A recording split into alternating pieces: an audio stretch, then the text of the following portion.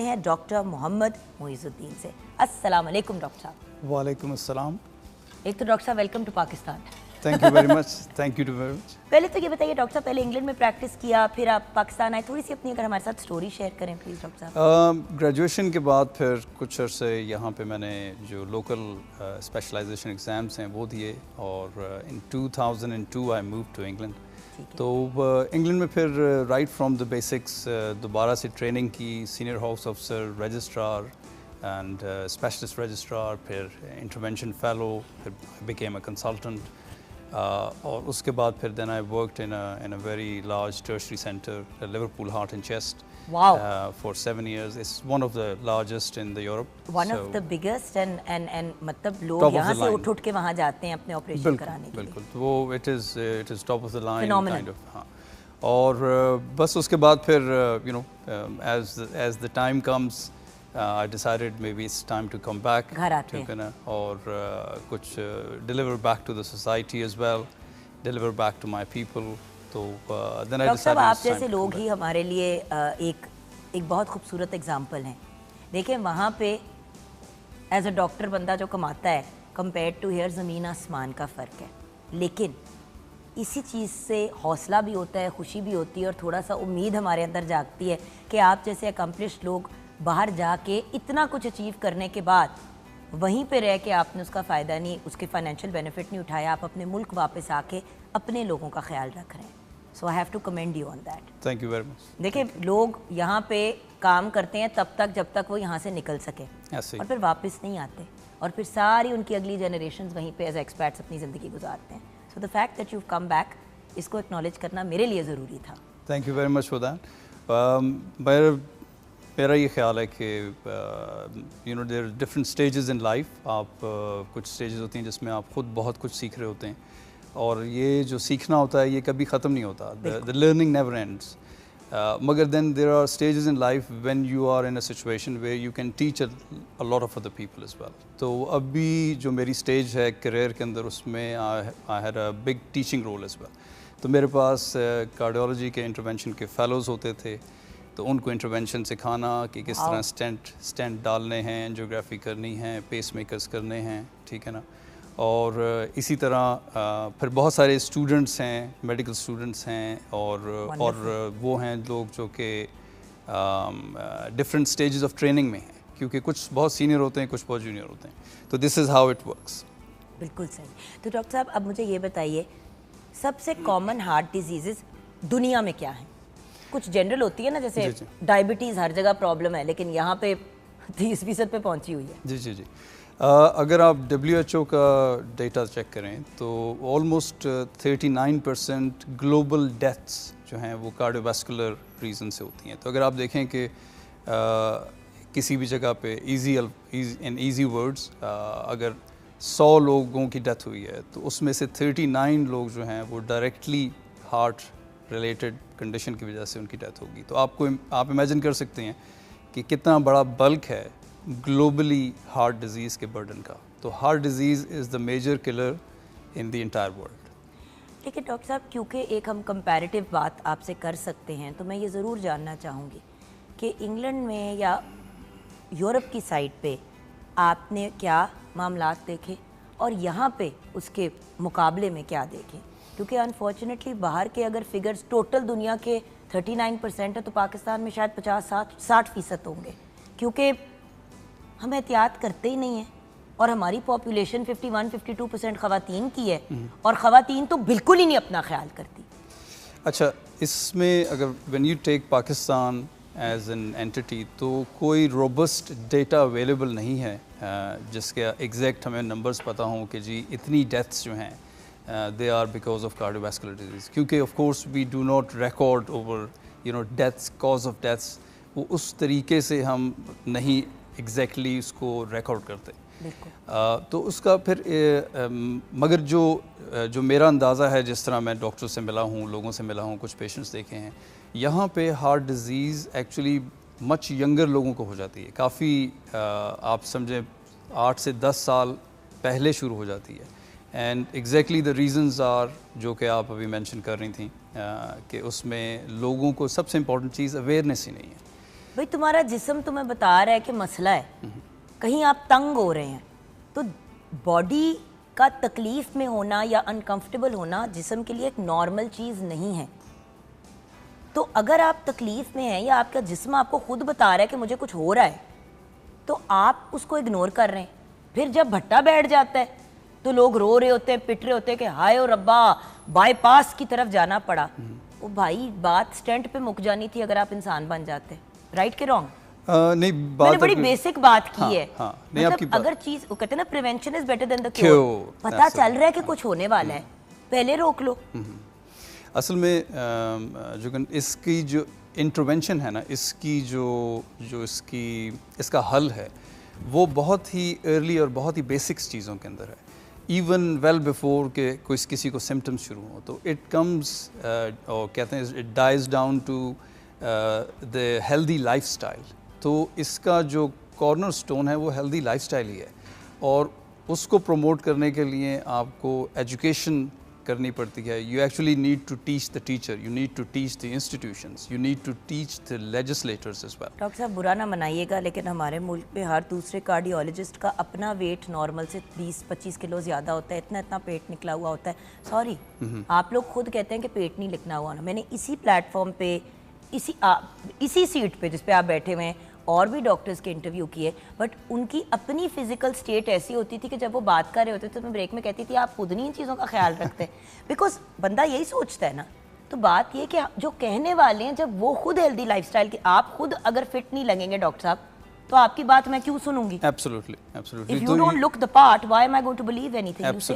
बनता नहीं है। So you need to lead by example, ठीक है ना। आपको वो बन के दिखाना है, वो करके दिखाना है। और one part of that is, and I have had this comment many times in my career already, और to stay fit and to be in a regular routine is very important, ठीक है ना। और फंडामेंटल्स के अंदर है as a society, if you look at that we need to have a healthy lifestyle. हम सब जो अवाम हैं उनको ये सोचना होगा कि हमें हेल्दी लाइफस्टाइल की तरफ आना है। तो और ये बहुत अर्ली ऑन शुरू होता है। Like we are talking school education से बच्चों को पता लगना शुरू हो जाए कि क्या चीज़ हेल्दी है, क्या चीज़ अनहेल्दी है। डॉक्टर साहब एक ब्रेक की तरफ पढ़ते हैं। ब्रेक के बाद जब वापस आएंगे तो दो चीज़ों का आपने मुझे एक तो एक्सप्लेनेशन देनी है। हेल्दी लाइफस्टाइल मैं आपके पास पार्ट 2 में आऊँगी।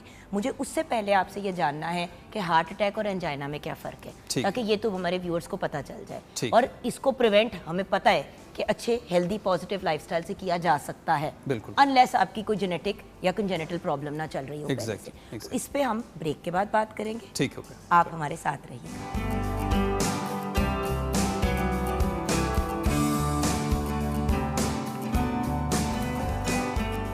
Welcome back from the break viewers. अभी डॉक्टर मोहम्मद मोइज़ुद्दीन से यही मेरी डिस्कशन हो रही थी कि वेप सिगरेट वगैरह का भी कितना नेगेटिव रोल है दिल के मामलात में। हम लोग जब हेल्दी लाइफस्टाइल की बात करेंगे तो उसमें ये वाली बात भी ऐड करेंगे, क्योंकि देखिए व्यूअर्स, यंग लोगों की जो एक हल्का सा टच किया डॉक्टर साहब ने कि भाई यंग लोगों में भी अब 10-10, 15-15 साल पहले लोगों को हार्ट की प्रॉब्लम्स हो रही हैं। अगर पहले फॉर एग्जांपल 50-60 के बाद होती थी, तो अब 40-35 साल के लोगों के, मतलब मेरे हस्बैंड को स्टेंट डला दिल के अंदर 41-42 पे। सो द पॉइंट इज़, ये बड़ी शॉकिंग नंबर्स हैं और लोग हैरान हो जाते हैं अभी से। तो बात ये कि वैसे तो डलना ही नहीं चाहिए अभी से, तो ये वाली बात है ना कि आगे भी डल जाना चाहिए। सो मुझे बताएं, सबसे कॉमन जो मसला जो हम सुनते हैं पाकिस्तान में, एंजाइना और हार्ट अटैक, थोड़ा सा इनमें फ़र्क बता देंगे? ये एक ही स्पेक्ट्रम के, एक ही चीज़ के दो डिफरेंट पहलू हैं, ठीक है ना। और एंजाइना जो होता है वो एक सिम्टम है जिसमें आपके दिल पे बोझ महसूस होता है या फिर सीने में दर्द होता है। ज़्यादातर एंजाइना डिस्क्राइब किया जाता है जबकि लोग कोई फ़िज़िकल एक्टिविटी करते हैं, यानी सीढ़ियाँ चढ़ के ऊपर गए, या थोड़ा सा 100-200 मीटर 300 मीटर या फिर इससे ज़्यादा वॉक की, या जो जॉग करते हैं उन्होंने जॉग की और उनको सीने में दर्द या तकलीफ़ महसूस हुई, तो इसको एंजाइना कहा जाता है। ऑल्दो कि कई दफ़ा एंजाइना बैठे बैठे भी हो सकता है। हार्ट अटैक एक सिम्टम है जो कि एंजाइना की एक्सट्रीम फॉर्म है। उसका एंजाइना की तरह के सिम्टम होते हैं, मगर जैसे chest pain, heaviness, tightness, severe indigestion, जैसे बहुत ज़्यादा बदहज़मी महसूस होती है। 90% यही तो होता है कि लोग सोच रहे होते हैं कि उनको गैस हुई हुई है, गैस हुई, डॉक्टर पे जाते हैं तो फ़ौरन आपको एडमिट कर लेते हैं कि आपको गैस नहीं है, आपको हार्ट अटैक हो रहा है। हाँ। और बड़ी दफ़ा लोग हार्ट अटैक को कंफ्यूज कर लेते हैं उससे, लेकिन इसका ये मतलब नहीं है कि आप इसको लाइटली लें। ये स्पेशली एक सर्टन एज के बाद, किस एज के बाद आपने इस चीज़ को बिल्कुल लाइटली नहीं लेना कि अगर आपको ऐसे फील हो रहा है कि जैसे गैस की प्रॉब्लम है और अच्छा, ये सवाल जो है ये वापस मुझे उस जगह पे लेके आता है कि पाकिस्तान में मैंने नोटिस किया है कि जो हार्ट डिज़ीज़ है, एंजाइना, हार्ट अटैक भी वो मच यंगर लोगों को हो रहा है। लाइक इन 30s भी लोगों को हार्ट अटैक मैंने यहाँ पे देखा है काफ़ी कॉमनली, जबकि in Western population a lot of time it is 40s and plus, and very less often you see कि 30s में लोगों को हार्ट अटैक हो रहा है। तो अगर 30s में भी if you have a symptom जिसमें आपको चेस्ट पेन, टाइटनेस, हैवीनेस हो रही है या सिवियर इंडिजेशन हो रही है, बदहज़मी महसूस हो रही है, तो आप ज़रूर कंसल्ट करें और सोचें इस बात को कि ये हार्ट का प्रॉब्लम भी हो सकता है। लेकिन डॉक्टर साहब उन लोगों का क्या जो सोते हैं और जागते ही नहीं है और पता चला कि फौत हो गए और जब डॉक्टर ने चेक किया तो कहा तो ये तो हार्ट अटैक से इनकी डेथ हुई है। वो इस तरह सोते हुए बंदे को पता नहीं चलता क्या? वो इस तरह होता है कि कई दफ़ा लोगों को सिम्टम्स हो रहे होते हैं, थोड़ा सा चेस्ट पेन हो रहा है, थोड़ा सा सिम्टम्स हो रहे हैं, ठीक है ना, और उसके बावजूद वो इग्नोर कर देते हैं और सोने के लिए चले जाते हैं। फिर वो जब आर्टरी थोड़ी थोड़ी बंद हो रही होती है तो थोड़ा सिम्टम होता है, जब वो पूरी बंद हो जाती है तो उसमें रिस्क होता है कि एरिथमिया हो जाए, वीएफ हो जाए। वीएफ का मतलब है एक जैसे इलेक्ट्रिकल स्टॉर्म आ जाता है हार्ट में, ठीक है ना, वो कार्डियक अरेस्ट हो जाता है and the patient goes very quickly. और इस कैटेगरी के अंदर जो सो के नहीं उठने वाले लोग हैं, उसमें एक छोटी सी प्रोपोर्शन 1 to 2% उनकी भी होती है जिनको हार्ट अटैक नहीं होता मगर उनकी फैमिली हिस्ट्री होती है, ठीक है ना, उनको एरिथमियाज होते हैं, ठीक है ना, उनको चैनलोपैथीज होती हैं, विच मीन्स के जो हार्ट की इलेक्ट्रिक वायरिंग है उसमें प्रॉब्लम होता है, बेसिकली उसमें शॉर्ट सर्किटिंग हो जाती है। ऐसा ही है, ऐसा ही। अच्छा डॉक्टर साहब, हेल्दी लाइफस्टाइल, क्योंकि देखें ये सारी चीज़ें, इसका इलाज डॉक्टर नहीं करना है, हम जितनी भी इसके ऊपर बात कर लें, at the end of the day you have to go to the doctor. ये कोई हम टोटका या नुस्खा यहाँ पे नहीं बता सकते। जो चीज़ हम बता सकते हैं वो है कि हम कर क्या सकते हैं कि हम इस तरफ जाएं ना। बिल्कुल, आप ठीक कह रहे हैं। तो डॉक्टर साहब हेल्दी लाइफस्टाइल की जब बात करें तो प्लीज़ उसमें स्मोकिंग, वेपिंग, ये सारी चीज़ें इंक्लूड कीजिएगा। ठीक है जी डॉक्टर। अच्छा, ये इसका थोड़ा सा लंबा जवाब होगा। मैं स्टार्ट करूँगा कि अगर स्कूल गोइंग बच्चों को भी, जिस तरह मेरे बच्चे इंग्लैंड में पढ़ते थे तो उनको स्कूल में ही बताना शुरू कर दिया, तीसरी क्लास के अंदर, चौथी क्लास में, कि दिस इज़ हेल्दी डाइट। वो घर आके पूछते थे कि बाबा we are eating these fries, हम ये चिप्स खा रहे हैं तो ये तो अनहेल्दी है। तो फिर वो उन्होंने क्वेश्चन करना शुरू कर दिया। तो आप बिल्कुल स्कूलों में तो वहाँ पे आप स्नैक्स भी हेल्दी लेके जा सकते हैं और अगर आप बुरे लेके जाते हैं तो आपको पर्चा आ जाता है। ऐसा ही है। तो इसकी वजह से आप ये देखें कि जो educating the society is very important, और जब वो उसकी बात आती है तो ये कोई मुश्किल चीज़ नहीं है, ये किसी भी आम स्कूल में समझाया जा सकता है कि बेटा ये वाला जो खाना है ये अनहेल्दी है और ये वाला खाना हेल्दी खाना है। तो थोड़ा सा, ताकि बच्चों में शुरू से, जिस तरह आप बच्चे को नमाज का या दीन का शुरू से बताते हैं, इसी तरह अच्छे खाने का भी शुरू से बताना ज़रूरी है। And as they grow older तो ये चीज़ें, इन्फॉर्मेशन उनको ज़्यादा से ज़्यादा मिलती जाती है। तो जब वो बड़े होते हैं तो उनको पहले से अंदाज़ा होता है कि इस तरह के खाने कम खाने हैं या नहीं खाने हैं, और दूसरी अच्छी जो हेल्दी डाइट है वो ज़्यादा खानी है, जिसमें fresh fruit, vegetables and white meet शामिल है। डॉक्टर साहब देखें, स्कूल में बात हो या ना हो, हम लंच बॉक्स में क्या अपने बच्चों को डाल के देते हैं और गोरे क्या डाल के देते हैं। Let's be very very blunt and basic. जी जी। गोरा अपने बच्चे के लंच बॉक्स में छोटे बेबी कैरेट्स डाल देगा, खीरे के पीसेस काट देगा, छोटा सा एक ब्राउन ब्रेड का या मल्टीग्रेन ब्रेड का सैंडविच बना देंगे, आधा, फुल भी नहीं, और वो उनका लंच बॉक्स में चला जाएगा। हमारे यहाँ क्या होता है एक्सक्यूज़ मी, पाकिस्तान में बच्चे का लंच बॉक्स क्या, अलहदा से अम्मा अब्बा ने छोटा एक बिस्किट का टिकी पैक डाला हुआ है, चिप्स का पैकेट भी डाला हुआ है, उसके लंच बॉक्स के अंदर नगेट्स डाले हुए हैं, फ्राइज़ डाले हुए हैं, और वो भी आलू के नहीं बने हुए, वो जो आपको मिलते हैं बने बनाए चिप्स जो आपने फ्राई कर दिए, जो पता नहीं आटे के बने हुए, मैदे के बने हुए, आलू के, हमें आज तक नहीं समझ आई वो क्या है, जो फास्ट फूड रेस्टोरेंट्स में मिलते हैं। साथ में केचप भी डाल दिया और पता नहीं क्या क्या चीज़ें डाल दी।